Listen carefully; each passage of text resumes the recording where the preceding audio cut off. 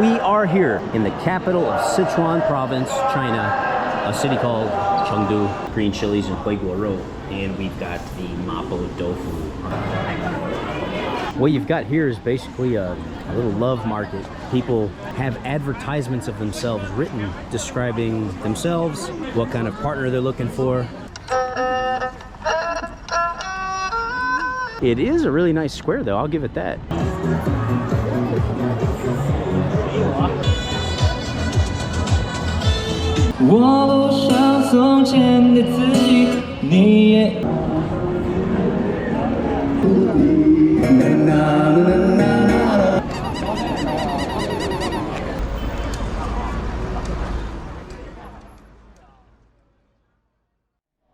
Hey everybody, welcome back. We are continuing my adventures in Sichuan Province.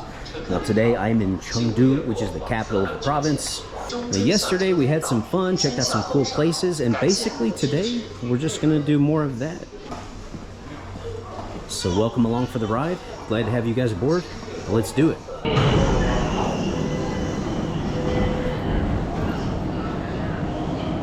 It's looking kind of crowded today.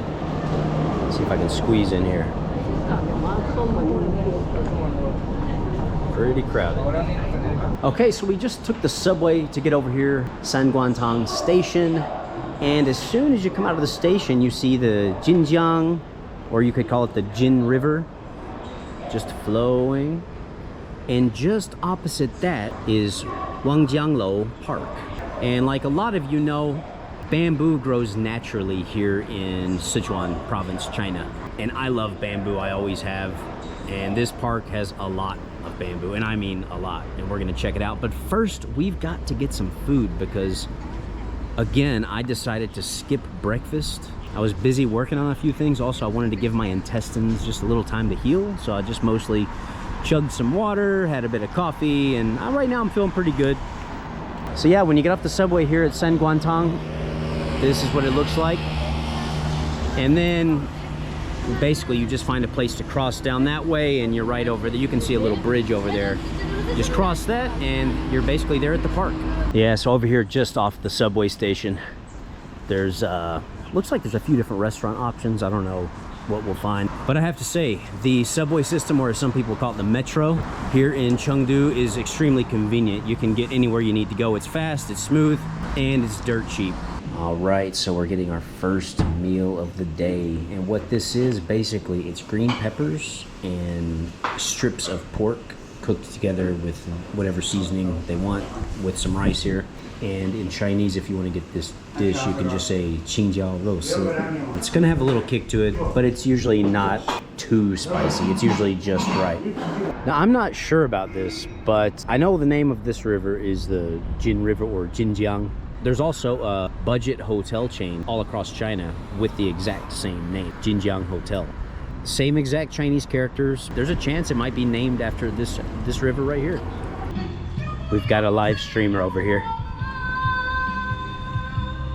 All right, now we're coming in through the south entrance, and the reason I'm doing that is because the north entrance requires an admission ticket.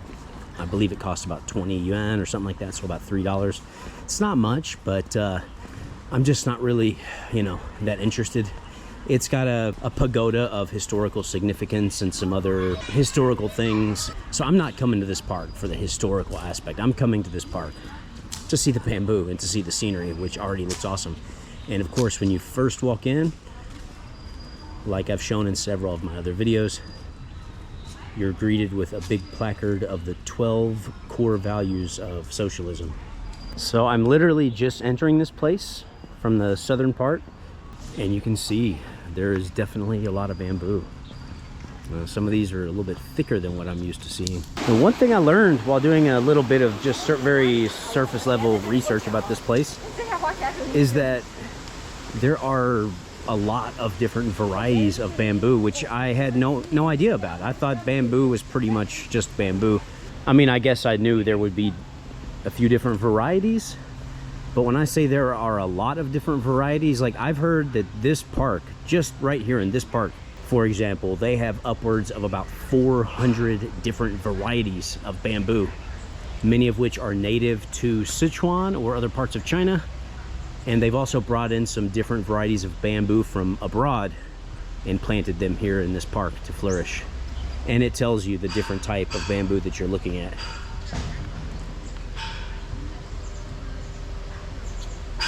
Yeah, any videos I saw of people coming to this place or talking about this park, it was basically all the same opinion, the same sentiment, that this is, if not the best park in Chengdu, definitely one of them. I would say for my money, it's probably going to be the best. I'm not going to visit all the parks, but I just really like bamboo and the aesthetic of it. I've always had an interest in Asia, even since I was a little kid. I think a lot of it came from the movie The Karate Kid, and I know I'm not the only one that can say that. I think that movie planted the seed for a lot of us. And of course, that had me more interested in Japan. But just the strong association of bamboo with Asia is always there. So when I see it, I just think it's beautiful. It's really unique amongst foliage because, you know, the way it looks. And then, you know, you can eat it when it's just a bamboo shoot. But then you touch it and it's just hard as a rock. In China, you'll see a lot of building and construction companies that use bamboo for scaffolding. It's pretty crazy, but that's what they do. You can see it grows in these clusters.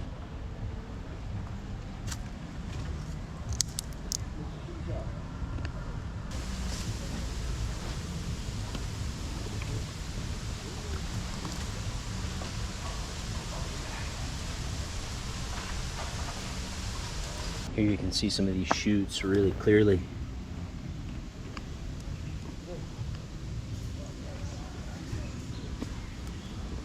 Over there you've got some like thicker ones that grow really, really tall.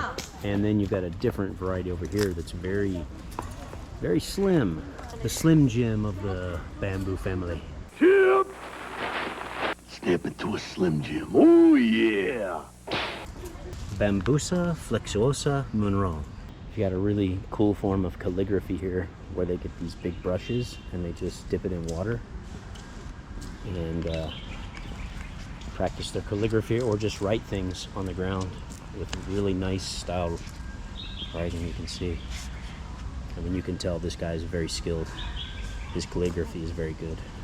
And this really is a sweet location for this bamboo park because over here you've got the park. And then if you just look over here, you've got the Jin River just flowing on by. A lot of nice relaxing scenery here. Hear all the birds chirping and just a good place to walk around. Maybe come here to just sit on a bench, read a book, bring a cup of coffee or something like that. Now, depending on what time of the year it is, you might need that to be an iced coffee. But yeah, I'm thoroughly enjoying this place. Here's something pretty interesting. I don't even know what the name of this is, but you guys think you could do it? That guy's pretty good.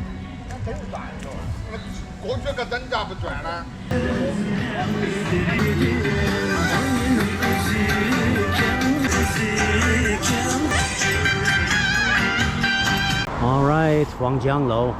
It's been a good time. I've enjoyed it, but it's time to move on and see some other sights. Great park, highly recommended. All right, guys, on to the next stop. It's starting to run a little hot, so I needed to get an ice cold Pocari Sweat. It's really replenishing me. On a hot day like this, when you're in the shade, it's okay, but when you're out in the sun, it's a scorcher. It's 35 degrees Celsius right now. No, don't do it, don't do it. It's a trap. It's a trap. No, actually, it is a trap. Taking you guys right into a tourist trap.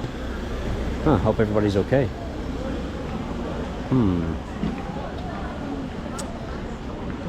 This is a trap, guys. Not a dangerous one. Well, maybe dangerous for your bank account because everything here will be overpriced. We are in one of Chengdu's main tourist traps called Quai Shanza. And what this area is basically a restoration slash replica of Qing-era China, which was the last of many dynasties throughout Chinese history. And some of these were original buildings that have been restored, but a lot of them are just completely rebuilt. Big tourist trap. It's a place where pretty much anybody who comes to Chengdu to visit is gonna end up here. I was in the neighborhood. This place wasn't very high on my list, but I figured, hey, I'm already basically there. Why not just do a quick walkthrough? At the very least, it'll show you guys what it's actually like. And this Kuanzhai Alley, what Kuanzhai means in English is wide and narrow. So it literally translates as like wide and narrow alleys. And you can see over here, this would be one of the wide alleys, I guess, if you could call it an alley. One of the wide roads. Okay, we're entering one of the narrow alleys. Cool atmosphere, interesting aesthetics, good place to people watch and just kind of look around. If you've got nothing to do, you don't really know what to do, you can always just go on a little walk through here. Can't really go wrong with that. Now they do have a ton of the local Chengdu snacks and stuff here. But the thing is, since it's a tourist trap, everything's going to be overpriced. That being said, even at an overpriced price, it will still be pretty reasonable for most Western travelers. And tucked down this quaint, quiet little alleyway, we have Ding's Coffee. But old Ding is going to be facing some stiff... That must be Ding right there. Not sure what to make of that. What do you guys think? Does that look like a local Chengdu person to you? Or let me know what you think in the comment section below. Okay, that's Ding from Ding's Coffee. Now, they're going to face some stiff competition because just next door, you've got one of the world's most overrated cafes. Overpriced as well. Mediocre coffee, woke company, not a fan. But yes, Starbucks is here. Head-to-head competition with Ding. Now, what exactly do we have going on here? The dance of the hypnotic rabbits. And when you walk down the street, they'll give you free teas to try. Jasmine tea. Jasmine tea. Oh, 谢谢. Jasmine green tea. Oh, let's try some jasmine tea. Yeah, pretty good. We'll do a walkthrough. I'll show you guys some of the snacks. Now, I knew the stinky tofu or cho tofu was over here. I smelled it like a block away. It absolutely reeks. Oh, it's just rancid. But sometimes, you know, things that smell bad, sometimes they have a good taste. Some cheeses smell bad, but, you know, and they taste good. So don't be scared to try cho tofu if you come to China. Let's look at some of these snacks that they've got here. The one thing that surprised me is here.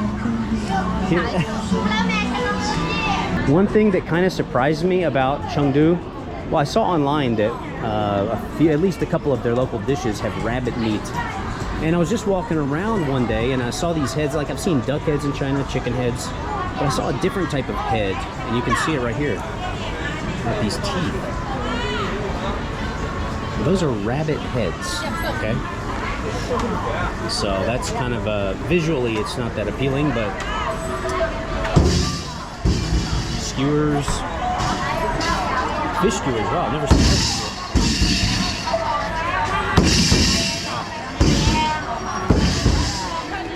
So if you had an empty stomach, you could just walk through here and try snack after snack.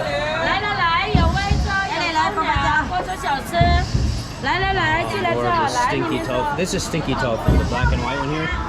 Now, I'm not usually a sucker for cute things, but these are pretty cute. You gotta be honest. Check this out.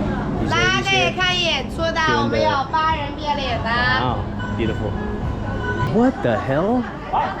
Qing Dynasty had Dairy Queen? That can't be right. I need to fact check that on Wikipedia.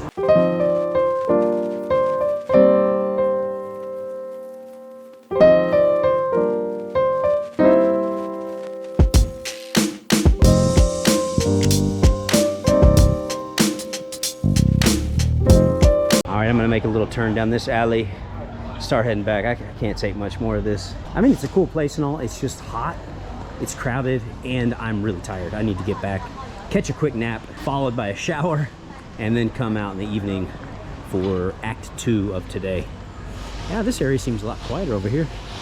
So this is pretty interesting, because over here, you know, you've got this tourist area trying to preserve some of the feelings and remnants from the Qing Dynasty. And then just over here, you've got apartment blocks where people live. You can see, you can hear them working in there. It would be kind of an interesting place to live and to be able to look down on this, wouldn't it? Because, I mean, you get a lot of tourists here. I haven't seen a ton of foreign tourists here in Chengdu, But just here at this place, I saw a couple of pretty big groups, probably like 20 Western tourists, which these days in China is pretty rare to see that because Western tourism is way down in China. Now these guys ain't playing on a day as hot as today to be doing this. That'd be rough. All right, we came out of this place finally. And then just across, we've got a really big, interesting looking elementary school. And just when you thought things couldn't get any cuter. There's another place that specializes in rabbit head. And just over here, there's another place as well. Over here, you can see we've got different rabbit parts. Hey guys, it's dinner time. I'm starving.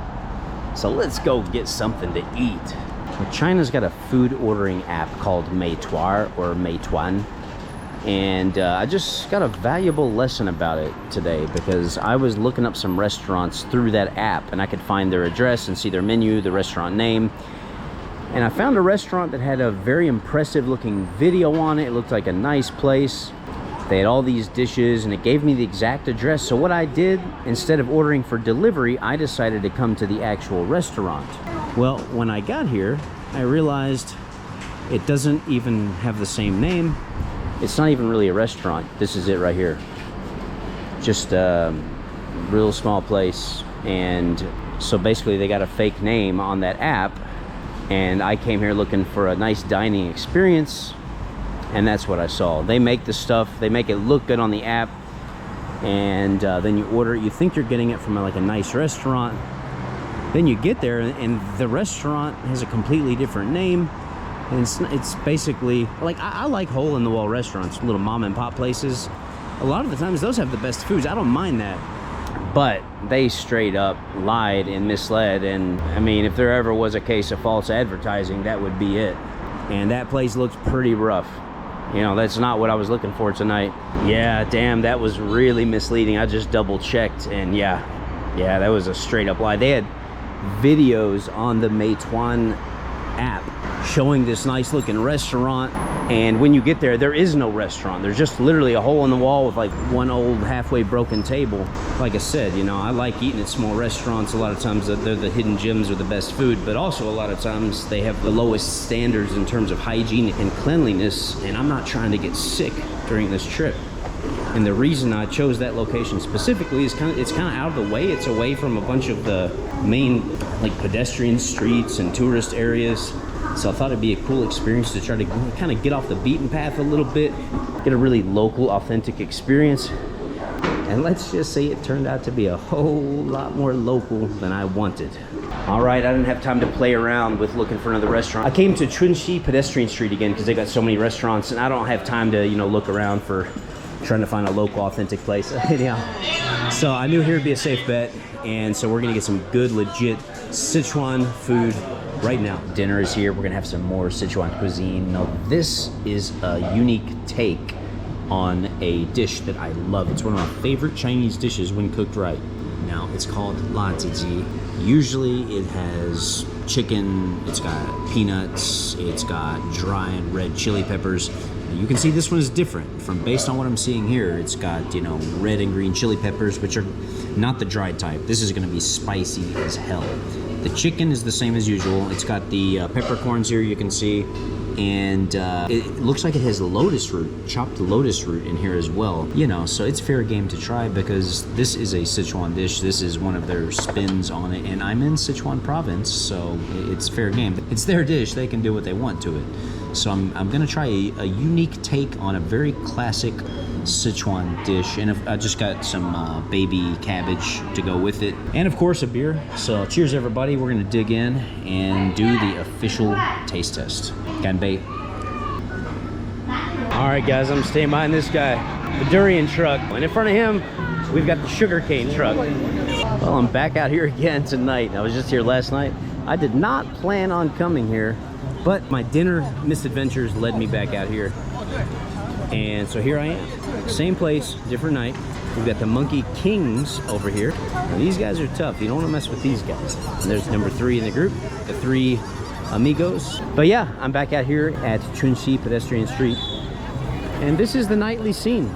Every night, you've got a lot going on, you know? So let's that's one kind of cool thing. If you're here, if you're bored, you don't know what to do, if you're lonely, you can always just come out here. I mean, there's always going to be a ton of people. But I'm actually going to walk back to my hotel from here. It's not that close of a walk, but the weather is quite pleasant tonight. So I did not see this last night. Looks like we've got a bit of a magician over here.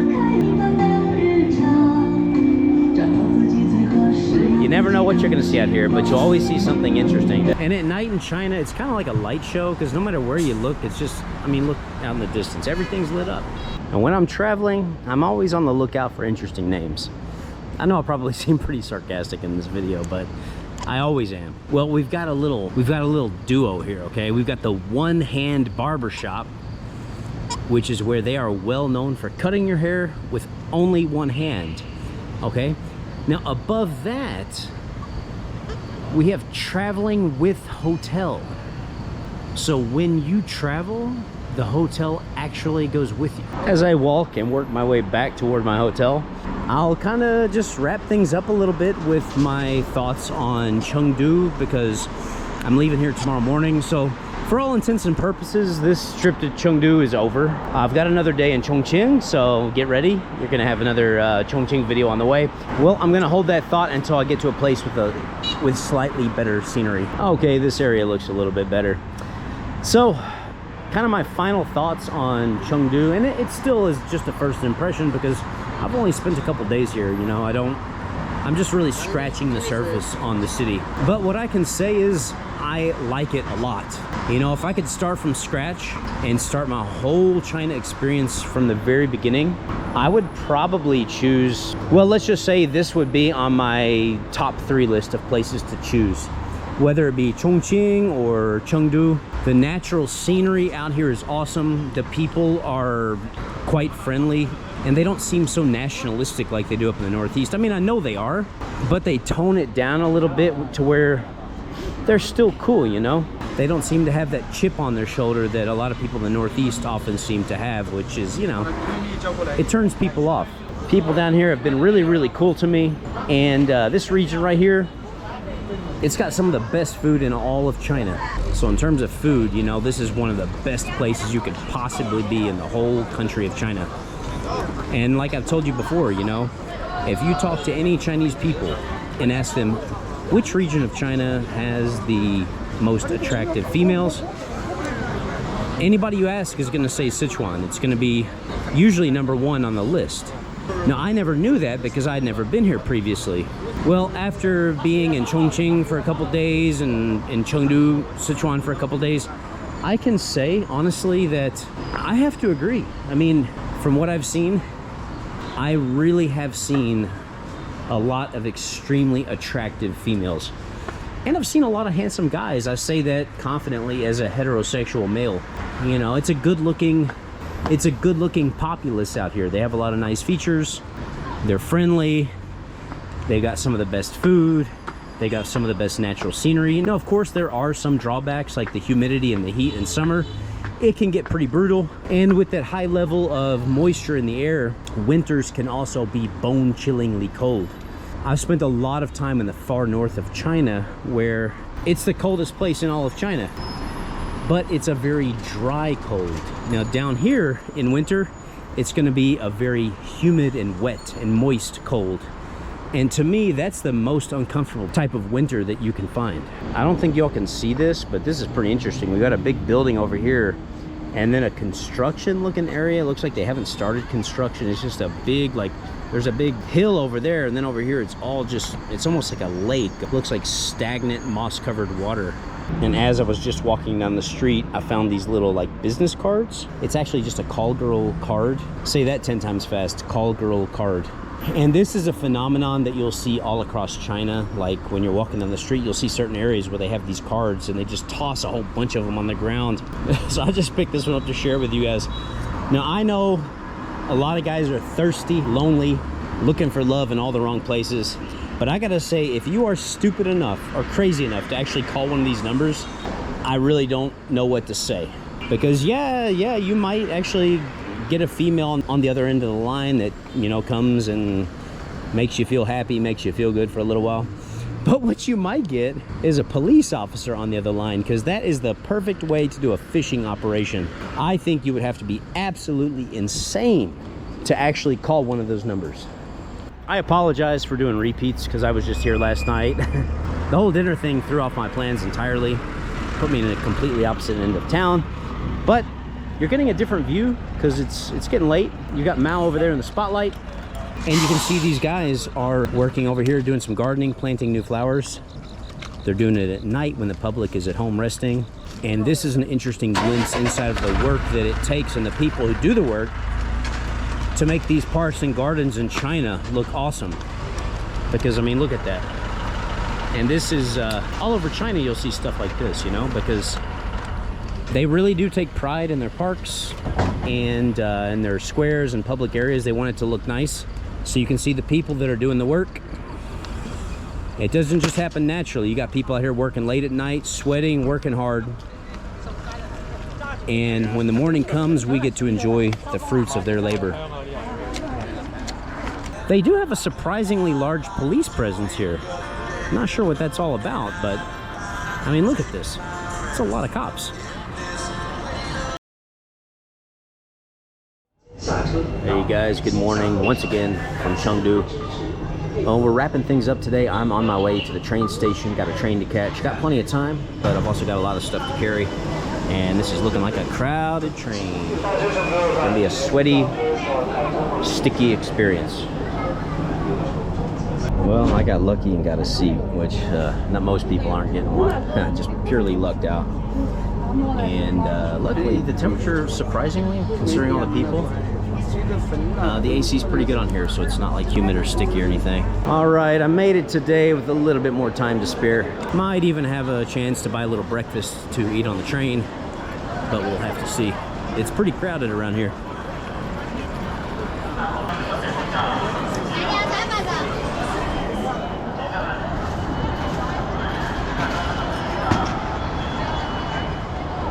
When you come in here, just look how massive this is. I mean, it's absolutely huge. You can see these platforms, there's one after the next, and they go all the way down. Well, I think today I'm gonna go with Tim Hortons, just to show some love to all my Canadian subscribers out there. To be honest, Tim Hortons in China, I thought it was gonna be really good because I'd never had Tim Hortons before, but it was very mediocre. Walked in here, they're playing Tim McGraw, not what you'd expect to hear in China. And now they're playing Tracy Lawrence. Wow, you gotta be kidding me. Now they're playing Keith Whitley in here? Hey, it's worth it coming here just for the jukebox here at Tim Hortons. They're playing all the country gold. I told her I loved her and I wanted to stay, but she said be sure, call you in LA. Well, after hearing all that good music they're playing in Tim Hortons, I'm an instant fan. And they're just loading us in like a herd of cattle. All right, Tim, let's see how you turned out. Now, this little breakfast combo right here costs just a bagel sandwich, chicken, and coffee. That was about $8 US, so not exactly cheap. Yeah, overall not too bad. I mean, the bagel's pretty good. Grains and seeds. And we got some chicken and eggs and cheese on there. So yeah, not a bad breakfast. Gives my intestines a chance to rest a little bit from all this spicy food I've been eating down here. All right, guys, we've made it back to Chongqing, and I'm just getting my stuff. We're getting off the train. Just gonna wrap things up for this video. I hope you've enjoyed this Chengdu tour. I've certainly enjoyed the tour myself. I've enjoyed the process of making this video.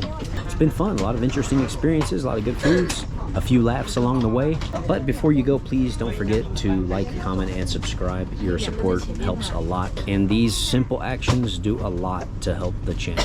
So that's gonna wrap things up for this time. We'll catch you in the next one. 下次再见。